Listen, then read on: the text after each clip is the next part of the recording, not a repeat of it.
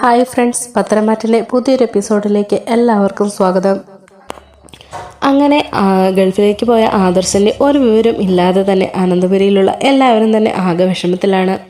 ആദർശിൻ്റെ ഒരു phone call പോലും വരാത്തത് കൊണ്ട് തന്നെ ദേവയാനിയും അതേപോലെ നയനയും ഭയങ്കര സങ്കടത്തിലാണ്. അജയനാണെങ്കിൽ മുത്തശ്ശൻ്റെ അരികെ പോയി ആദർശ് വിളിക്കാത്തതിനെ പറ്റിയും അവിടെയുള്ള പ്രോബ്ലങ്ങളെ പറ്റിയൊക്കെ സംസാരിക്കുന്നുണ്ട്. ജയനങ്ങനെ മുത്തശ്ശനോട് വിഷമം പറയുന്ന കൂട്ടത്തിൽ പറയുന്നുണ്ട്, ദേവയാനി ആദർശനോട് പ്രത്യേകം പറഞ്ഞതാണ് അവളെ വിളിക്കാൻ സമയം കിട്ടിയില്ല എങ്കിൽ പോലും നയനമോളെ വിളിക്കണമെന്നുള്ള വിവരം. നയനമോള് ആദർശൻ്റെ കോള് വരാതെ ആകെ വിഷമത്തിലാണ്. എന്ത് ചെയ്യാനാച്ചാ, അവനാണെങ്കിൽ അവിടെ എത്തിയതിനു ശേഷം ആകെ ഒരു തവണ മാത്രമേ വിളിച്ചുള്ളൂ. മോളുടെ വിഷമം കണ്ടിട്ട് സഹിക്കാനാവുന്നില്ല എന്നൊക്കെ ജയനും മുത്തശ്ശൻ്റെ അരികെ സങ്കടം പറയുന്നുണ്ട്. മുത്തശ്ശൻ അപ്പോൾ പറയുന്നുണ്ട്, എന്തായാലും ഇന്നൊരു ദിവസം കൂടി നമുക്ക് നോക്കാം. അവിടെയുള്ളവരെ എല്ലാം കോണ്ടാക്ട് ചെയ്യാൻ ശ്രമിക്കുന്നുണ്ട്, പക്ഷേ ഒരിടത്തു നിന്നും ഒരു റെസ്പോൺസും കിട്ടുന്നില്ല. ഇന്നൊരു ദിവസം കൂടി ആദർശൻ്റെ വിവരമൊന്നും ഇല്ല എങ്കിൽ നാളെ നമുക്ക് അവിടെ പോകുന്നതിനെ പറ്റി ഒക്കെ ഒന്ന് ആലോചിക്കേണ്ടതുണ്ട് എന്നിങ്ങനെ മുത്തശ്ശൻ ജയനോട് പറയുന്നുമുണ്ട്. ഈ സമയത്ത് ആദർശ് ജയിലിലായ വിവരം അഭി അറിയുന്നുണ്ട്. അഭി ഒരുപാട് സന്തോഷിക്കുന്നുണ്ട്. അതുപോലെ അഭി പോയി ജലജയോടും നവ്യയോടും കാര്യങ്ങളൊക്കെ തുറന്ന് പറയുന്നുണ്ട്. ഇന്നപോലെ ആദർശ് ജയിലിലായിട്ടുണ്ടെന്നും അവിടുത്തെ തിരുമറികൾക്ക് ഒടുവിൽ എന്നെ ജയിലിലാക്കിയതിന് ദൈവം അവർക്ക് കൊടുത്ത ശിക്ഷയാണ് ഇതെന്നുള്ള രീതിയിൽ അവർ പറയുന്നുണ്ട്. അഭി ജലജയോടും നവിയോടും പറയുന്നുണ്ട്, എന്തുകൊണ്ടും ഒരു കാരണവശാലും നമ്മുടെ വായിൽ നിന്ന് ആദർശ് ജയിലിലായ വിവരം ഇവിടെ ആരും അറിയരുത്.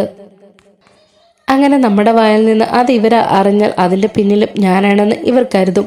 പിന്നെ അതിലും എനിക്കൊരു സമാധാനം ഉണ്ടാവുകയില്ല എന്നൊക്കെ അഭി ഇങ്ങനെ പറയുന്നുണ്ട്.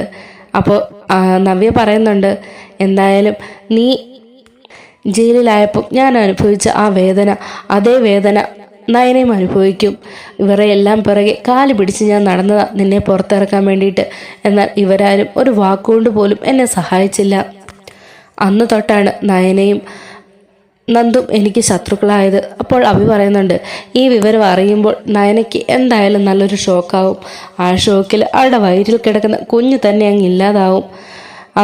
അത് മതിയായിരുന്നു, അതാണ് എൻ്റെ ആഗ്രഹം എന്നിങ്ങനെ അഭി പറയുമ്പോൾ നവ്യ പറയുന്നുണ്ട്, ആദർശ് ജയിലിൽ പോയതിൽ എനിക്ക് ഒരുപാട് സന്തോഷമുണ്ട്. പക്ഷേ അന്നും പറഞ്ഞ് അവളുടെ കുഞ്ഞില്ലാതാകുന്നതിലൊന്നും എനിക്കൊരു താല്പര്യമില്ല അഭി. എന്തായാലും എനിക്കിതൊന്ന് ആഘോഷിക്കണം. അയ്യോ എൻ്റെ നവ്യെ, ഇവിടെയൊന്നും വെച്ച് അങ്ങനൊന്നും ആഘോഷങ്ങളോ സന്തോഷങ്ങളോ ഒന്നും പറഞ്ഞേക്കരുത്. നാദോടെ നമ്മളെ 3 എണ്ണത്തിന് ഇതിനകത്ത് നിന്ന് ഇറക്കി വിടും എന്നിങ്ങനെ ജലജ പറയും. അപ്പം നവ്യ പറയും, ഇവിടെ വെച്ച് വേണ്ട, നമുക്ക് എന്തായാലും പുറത്തെവിടെയെങ്കിലും പോകാം. എന്തായാലും നീ ജയിലിൽ നിന്ന് ഇറങ്ങിയപ്പോൾ തന്നെ ഒരു പാർട്ടി ചെയ്യണമെന്ന് വിചാരിച്ച, പക്ഷേ അതിനുള്ള സാഹചര്യം ഒത്തു വന്നില്ല. ഇനിയിപ്പോൾ നമുക്ക് ഇതങ്ങ് ആഘോഷിക്കാം എന്നിങ്ങനെ നവ്യ പറയാണ്. ശരി നവ്യ, എന്തായാലും നമുക്കിതൊന്ന് ആഘോഷിക്കാം എന്നും ഞാൻ തൽക്കാലം ഇപ്പോൾ ഞാനൊന്ന് പുറത്തൊന്ന് പോയിട്ട് വരട്ടെ എന്നും പറഞ്ഞ് അഭി അവിടെ നിന്ന് പോകുന്നുണ്ട്. അതിനുശേഷം അജയനും ജയനും അനിയും കൂടെ സംസാരിക്കുന്നുണ്ട്. ആദർശ് അവിടുത്തെ ജയിലിലായ വിവരം ജയനോട് പറയുന്നുണ്ട്. എന്ത് ചെയ്യണമെന്നറിയാതെ അനിയും ജയനും ഒക്കെ കൂടി ഇങ്ങനെ സ്തംഭിച്ച് നിൽക്കുകയാണ്. എത്രയും പെട്ടെന്ന് തന്നെ നമ്മളിൽ ആരെങ്കിലും അങ്ങോട്ടേക്ക് കയറി പോകണമെന്നും അവിടുത്തെ പ്രശ്നങ്ങൾ സോൾവ് ചെയ്ത് എത്രയും പെട്ടെന്ന് ആദർശനെ അവിടുത്തെ ജയിലിൽ നിന്ന് റിലീസ് ആക്കാനുള്ള നടപടികൾ എടുക്കണം എന്നൊക്കെ അജയനും അനിയും കൂടി ജയനോട് പറയുന്നുണ്ട്. നയനമോടെ സങ്കടം കാണുമ്പോൾ അവളോട് എന്താ പറയേണ്ടതെന്ന് പോലും അറിയാൻ പറ്റുന്നില്ല അജയ. വല്ലാത്തൊരവസ്ഥയിലാണിപ്പോൾ. ദേവയാനിക്ക് പിന്നെ സഹിക്കാൻ പറ്റുന്നുണ്ട്. അവൻ വിളിക്കാത്തതിലും നയനമോൾ അടുത്തുള്ളത് കൊണ്ട് അവൾ അതിനെ തരണം ചെയ്യുന്നുണ്ട്. എന്നാൽ നയനമോളുടെ അവസ്ഥ ഭയങ്കര കഷ്ടമാണ്. ഇപ്പോൾ ഒരു കുഞ്ഞും വയറ്റിലുള്ളതല്ലേ. ആദർശിനെ എത്രയും പെട്ടെന്ന് അവിടുന്ന് റിലീസാക്കിയേ പറ്റുള്ളൂ എന്നിങ്ങനെ ജയനും സംസാരിക്കുന്നുണ്ട്. എന്തായാലും നമുക്ക് ഇക്കാര്യം അച്ഛനെ അറിയിക്കാം. അച്ഛൻ്റെ തീരുമാനം എന്താണെന്ന് നമുക്ക് നോക്കാമല്ലോ. അവിടെ അച്ഛന് നല്ല പിടിപാടുള്ളതാണ്. അതുകൊണ്ട് അച്ഛൻ്റെ തീരുമാനം പോലെ മുന്നോട്ട് പോകാം എന്നിങ്ങനെ ജയൻ പറയുന്നുണ്ട്. അങ്ങനെ അനിയും അജയനും ജയനും കൂടി മുത്തശ്ശൻ്റെ അരികെ ചെന്ന് മുത്തശ്ശനോട് വിവരങ്ങളെല്ലാം പറയുന്നുണ്ട്. ഇന്നപോലെ ഫോൺ കോൾ വന്ന കാര്യത്തെപ്പറ്റിയും അവിടുന്ന് ആദർശ് അറസ്റ്റിലായ വിവരവും മുത്തശ്ശൻ എനിക്ക് അറിയിക്കുന്നുണ്ട്. ഇതറിഞ്ഞ മുത്തശ്ശൻ ആകെയൊന്ന് ഷോക്കാവുന്നുണ്ട്. എന്താണ് അവിടെ സംഭവിച്ചതെന്ന് അറിയാനായിട്ട് അവിടെയുള്ള ഒരു മാനേജറെ കോണ്ടാക്ട് ചെയ്യുന്നുണ്ട്. അതിനുശേഷം അവിടെ എന്താണ് സംഭവിച്ചതെന്നുള്ളതിനെ പറ്റിയൊക്കെ മുത്തശ്ശൻ വിവരമായിട്ട് അന്വേഷിക്കുന്നുണ്ട്. അവിടുന്ന് കുറേ ഫയൽസുകളൊക്കെ ഇവിടെ ഇരുന്ന് തന്നെ മുത്തശ്ശൻ ചെക്ക് ചെയ്യുന്നുണ്ട്. അതിനുശേഷം ജയനും മുത്തശ്ശനും കൂടി ഗൾഫിലേക്ക് പോകാൻ തീരുമാനിക്കുകയാണ്. അതുപോലെ മുത്തശ്ശൻ അജയനോടും അനിയോടും പ്രത്യേകം പറഞ്ഞേൽപ്പിക്കുന്നുണ്ട്, ഒരു കാരണവശാലും ആദർശ് അവിടുത്തെ ജയിലിലായ വിവരം നയനമോൾ അറിയാൻ പാടില്ല. കാരണം വിവാഹം കഴിഞ്ഞ് ഇത്രയും നാളുകൾക്ക് ശേഷമാണ് അവർക്കൊരു കുഞ്ഞിക്കാല് പിറക്കാൻ പോകുന്നത്. അതുകൊണ്ട് ഒരിക്കലും നയനമോൾ ഇതറിയണ്ട. ആ ഷോക്ക് ചിലപ്പോൾ അവൾക്ക് താങ്ങാൻ പറ്റിയെന്ന് വരില്ല. അങ്ങനെ ആദർശിന് ഒരു സഹായം എന്ന നിലയ്ക്ക് അവിടേക്ക് പോകാം എന്നുള്ള രീതിയിൽ മുത്തശ്ശനും ജയനും തീരുമാനിക്കുകയാണ്. മുത്തശ്ശൻ്റെയും അജയൻ്റെയും അനിയുടെയും ജയൻ്റെയും ഒക്കെ അവസ്ഥ കണ്ട് സത്യങ്ങൾ അറിഞ്ഞ് അവർ ബുദ്ധിമുട്ടുന്നത് കണ്ട് നവ്യയ്ക്ക് ഒരുപാട് സന്തോഷമാവുകയാണ്. പഴയ ഞാനായിരുന്നെങ്കിൽ ഒരിക്കലും ഈ വാർത്ത കേട്ട് സന്തോഷിക്കില്ലായിരുന്നു. ഇപ്പോൾ ഇവരുടെയൊക്കെ അവസ്ഥ കാണുമ്പോൾ എനിക്ക് സന്തോഷം അടക്കാൻ സാധിക്കുന്നില്ല. അന്ന് എൻ്റെ അഭി ജയിലിൽ കിടന്ന സമയത്ത് ഇവരുടെ എല്ലാവരുടെയും മരിക്കൽ ചെന്ന് അവനെ പുറത്തെടുക്കാൻ വേണ്ടി ഞാൻ കാല് പിടിച്ചതാണ്. അന്ന് ആരും അതിനുവേണ്ടി ശ്രമിച്ചില്ല. ആർക്കും ഒരു വിഷമവും ഉണ്ടായില്ല. എന്നാൽ ഇപ്പോൾ ആദർശ് ജയിലിലായപ്പോൾ എല്ലാവരുടെയും അവസ്ഥ കണ്ടില്ലേ എന്നിങ്ങനെ നവ്യ മനസ്സിൽ സന്തോഷിക്കുകയാണ്. നവ്യ അഭിയോട് പറയുന്നുണ്ട്, നമ്മുടെ ഈ കുടുംബത്തിൽ തന്നെ ഈ വീട്ടിൽ വെച്ച് അയാൾ ഇത്രയും വലിയൊരു തെറ്റ് ചെയ്തിട്ട് ഈ വീട്ടിലുള്ള ആരും തന്നെ അയാളെ കുറ്റപ്പെടുത്തിയിട്ടില്ല. എല്ലാവരും അയാൾക്ക് സപ്പോർട്ടായിരുന്നു. അതുകൊണ്ട് ദൈവം അറിഞ്ഞ് അയാളെ ശിക്ഷിച്ചതാണ്. ഇല്ലെങ്കിൽ ഒന്നും അറിയാത്ത ആ നാട്ടിൽ പോയി അവിടുത്തെ ജയിലിൽ അകപ്പെടുവോ എന്നിങ്ങനെ നവ്യ ചോദിക്കുന്നുണ്ട് അഭിയോട്. നവ്യയുടെ ഈ വാക്ക് കേൾക്കുമ്പോൾ അഭി മനസ്സിൽ ചിന്തിക്കുന്നുണ്ട്, എൻ്റെ ദൈവമേ, ഞാനാണ് ആ തെറ്റ് ചെയ്തതെന്ന് ഇവളെങ്ങാനും അറിഞ്ഞാൽ ഇവളെന്നെ കൊല്ലാൻ പോലും മടിക്കുകയില്ല. കണ്ടില്ലേ ആദർശനോട് അവൾക്കുള്ള ദേഷ്യം, അത് ഞാനാണെന്നറിഞ്ഞാൽ ഉറപ്പായിട്ടും അവളെന്നെ കുത്തിക്കൊല്ലും എന്നിങ്ങനെ അഭി മനസ്സിൽ ചിന്തിക്കുകയാണ്.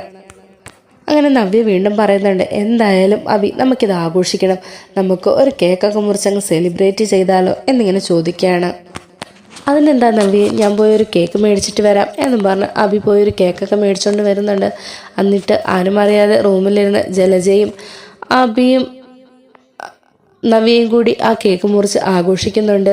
അവരുടെ സന്തോഷം ആഹ്ലാദ പ്രകടനമൊക്കെ കാണുന്ന നയന വെളിയിൽ നിന്ന് കാണുന്നുണ്ട്. നയന ചിന്തിക്കുന്നുണ്ട്, അല്ല ഇവരിപ്പോൾ ഇത്രയധികം സന്തോഷിക്കാൻ ഇവിടെ എന്താ ഉണ്ടായത്? ഇനി ചേച്ചി ഇപ്പോൾ വലിയ പരസ്യ കമ്പനിയിലൊക്കെ അഭിനയിച്ച് തുടങ്ങിയില്ലേ, അതുകൊണ്ട് വലിയ വലിയ കമ്പനിയിൽ നിന്ന് വല്ല ഓഫറും വന്ന് കാണുമോ ചേച്ചിക്ക്? അതിൻ്റെ ആഘോഷ പ്രകടനമായിരിക്കുമോ ഈ കേക്ക് മുറുക്കി ഒക്കെ എന്നിങ്ങനെ നയന ചിന്തിക്കുന്നുണ്ട്. അല്ലെങ്കിൽ തന്നെ ചേച്ചിക്ക് ഇപ്പോൾ വലിയ പരസ്യത്തിലല്ലേ, എന്തെല്ലാം സംഭവിച്ചാലും അവർ ഇവിടെ ഉള്ള ബാക്കിയുള്ള ആരോടും ഒന്നും തന്നെ പറയാറില്ലല്ലോ എന്നൊക്കെ നവ്യ ചിന്തിക്കുന്നുണ്ട്. നയന ചിന്തിക്കുന്നുണ്ട്. അങ്ങനെ ഓരോന്ന് ആലോചിച്ചുകൊണ്ട് നയന ദേവയാനിയുടെ അടുക്കൽ ചെന്നിട്ട് ഇന്നപോലെ ചേച്ചിയും ജലജയപ്പച്ചിയും അവയും കൂടി കേക്കൊക്കെ മുറിച്ച് ആഘോഷിക്കുന്നു, എന്താണെന്നൊന്നും അറിയില്ല അമ്മയെന്ന് പറയുന്നുണ്ട്. അപ്പോൾ ദേവയാനി നയനോട് പറയുന്നുണ്ട്, മോൾ അതൊന്നും കാര്യമാക്കണ്ട, അല്ലെങ്കിൽ തന്നെ ആദർശ് ഇപ്പം വിളിയില്ല പറച്ചിലൊന്നും ഇല്ലാന്ന് അവർക്ക് നല്ലപോലെ അറിയാമെന്നല്ലേ. എന്നിട്ടും അവരത് ആഘോഷിക്കുന്നുണ്ടെങ്കിൽ അവൻ്റെ വിളിയില്ലാത്തത് കൊണ്ട് തന്നെയാണ് അവരത് ആഘോഷിക്കുന്നത്. മിക്കവാറും അവന് എന്തെങ്കിലും പ്രശ്നം പറ്റിക്കാണുമെന്നായിരിക്കും അവരുടെ ചിന്താഗതി. അതുകൊണ്ടാണ് ഇങ്ങനെയൊക്കെ. മോൾ അതൊന്നും കാര്യമാക്കണ്ട. അല്ലെങ്കിൽ ചിലപ്പോൾ നവ്യയ്ക്ക് വലിയ വലിയ ഓഫറുകളും വല്ല പരസ്യ കമ്പനിയിൽ നിന്നും വന്നു കാണും. അതിൻ്റെ ആഹ്ലാദ പ്രകടനമായിരിക്കും അവിടെ നടക്കുന്നത്. എന്തായാലും നമ്മൾ അതിലോട്ട് ശ്രദ്ധിക്കേ വേണ്ട എന്നിങ്ങനെ ദേവയാനി നയനോട് പറയുന്നുണ്ട്. മോളുടെ ശരീരം നോക്കണം, എന്തായാലും ഒരു കുഞ്ഞ് നിൻ്റെ വയറ്റിലുള്ളതാണ്, അതിൻ്റെ ആരോഗ്യം നോക്കണം. അതുകൊണ്ട് ആഹാരമൊക്കെ കഴിച്ച് ശരീരമൊക്കെ ശ്രദ്ധിച്ച് മോള് നന്നായിട്ടിരിക്കണം. ഇല്ലെങ്കിൽ ആദർശ് വരുമ്പോഴത്തേനും മോളുടെ കോലം കണ്ട് ഈ അമ്മയെ തന്നെ വഴക്ക് പറയും എന്നൊക്കെ ദേവയാനി പറയുന്നുണ്ട്. അപ്പോഴും നയന പറയുന്നുണ്ട്, എനിക്ക് അങ്ങോട്ടൊന്നും കഴിക്കാൻ തോന്നുന്നില്ല അമ്മേ. ആദർശേട്ടൻ്റെ വിളി ഇത്രയും നേരമായിട്ടും കാണുന്നില്ല. ഞാൻ ഈ അവസ്ഥയിലിരിക്കുമ്പോൾ ഒരു കാരണവശാലും ഇത്രയധികം അദ്ദേഹം എന്തായാലും തിരക്കാണെങ്കിലും വിളിക്കാതിരിക്കില്ല, എനിക്ക് ഉറപ്പുണ്ട് എന്നൊക്കെ സങ്കടത്തോടെ കരഞ്ഞുകൊണ്ട് പറയാണ്. നവ്യയും അഭിയും ജലജയും കൂടി കേക്ക് മുറിച്ച് ആഘോഷിച്ച കാര്യത്തെപ്പറ്റിയൊക്കെ അജയനും ജയനും ഒക്കെ അറിയുന്നുണ്ട്. അവർക്ക് വല്ലാതെ ബുദ്ധിമുട്ടാകുന്നുണ്ട്. എന്നാലും മുത്തശ്ശൻ പറയുന്നുണ്ട്, സാരമില്ല, അവരെന്ത് കോപ്രായം വീണേലും കാണിക്കട്ടെ, നമ്മൾ ആദർശിൻ്റെ കാര്യം നമ്മൾ നോക്കിയാൽ മതി. എത്രയും പെട്ടെന്ന് അവിടേക്ക് പോകാനും ആദർശിനെ പുറത്തിറക്കാനുമുള്ള വഴികൾ നമ്മൾ കണ്ടുപിടിക്കണം. അതുവരെ ഒരു കാരണവശാലും ദേവയാനിയും നയനയും ഇക്കാര്യം അറിയാനും പാടില്ല. അതിൻ്റെ ഉത്തരവാദിത്വം അജയനും അനിക്കുമാണ് എന്നും പറഞ്ഞ് കമ്പനിയുടെ വേറൊരാവശ്യത്തിനായിട്ട് ഇച്ചിരി ദൂരസ്ഥലത്തേക്ക് പോകുന്നു എന്ന് ദേവയാനിയും നയനയൊക്കെ വിശ്വസിപ്പിച്ചിട്ട് മുത്തശ്ശനും അതേപോലെ ജയനും കൂടി ഗൾഫിലേക്ക് യാത്ര തിരിക്കുകയാണ് ആദർശിനെ പുറത്തു കൊണ്ടുവരാൻ വേണ്ടി.